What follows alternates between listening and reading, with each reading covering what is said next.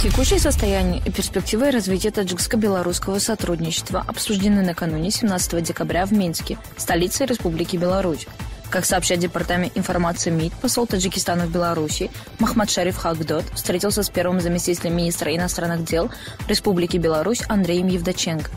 В ходе беседы стороны обсудили состояние и перспективы развития таджикско-белорусского сотрудничества в политической, торгово-экономической, культурной, гуманитарной сферах и сотрудничества в рамках международных и региональных организаций.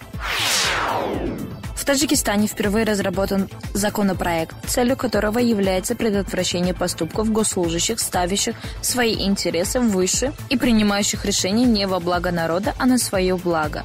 Как сообщает радио Озоди, законопроект называется «Закон о предотвращении столкновения интересов в государственных органах и структурах Республики Таджикистан». Информационное агентство «Авеста». 4 звуковых выпуска в день, и все это для тебя.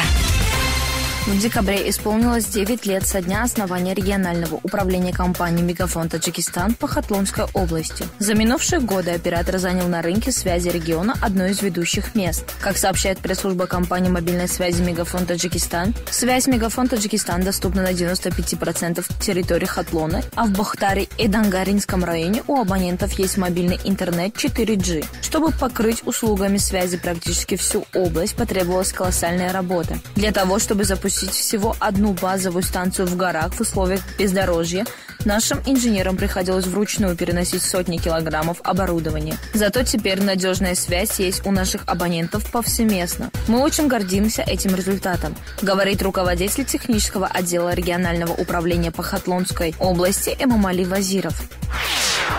Узбекистан упростил транзит грузов по всей территории постановлением правительства от 15 декабря. Скорректированы отдельные правила транзитных перевозок через территорию Узбекистана, сообщает подробно .уз. Согласно новым изменениям, срок, в течение которого транзитные транспортные средства должны выехать из страны, продлен до 5 дней со дня въезда. Кроме того, открыто 47 новых маршрутов, предназначенных для транзитного передвижения иностранных автоперевозчиков по территории Узбекистана. Наибольшее количество из них доступно при въезде с границы Таджикистана – 18 маршрутов, и Туркменистана 12 маршрутов. Информацией сыт не будешь. Будешь информирован, если даже не сыт. Информационное агентство «Авеста».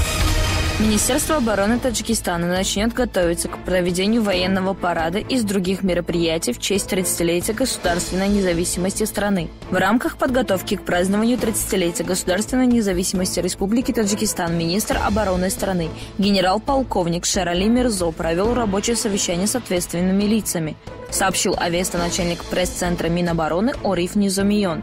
По словам Орифа Низомиона, на рабочем совещании были рассмотрены вопросы подготовки военного парада, торжественных мероприятий, конкурса «Солдатская песня», издания праздничных газет, проведения спортивных мероприятий, строительство и реконструкция объектов военного значения и прочее. В частности, на территории специального полка Министерства обороны построено и сдано в эксплуатацию общежитие для несемейных офицеров, оснащенное всеми условиями жизни и быта, отметил Ориф Низомион. В ходе рабочего совещания были обсуждены другие аспекты деятельности оборонного ведомства республики, заключил Ориф Низомион, пресс-секретарь Минобороны.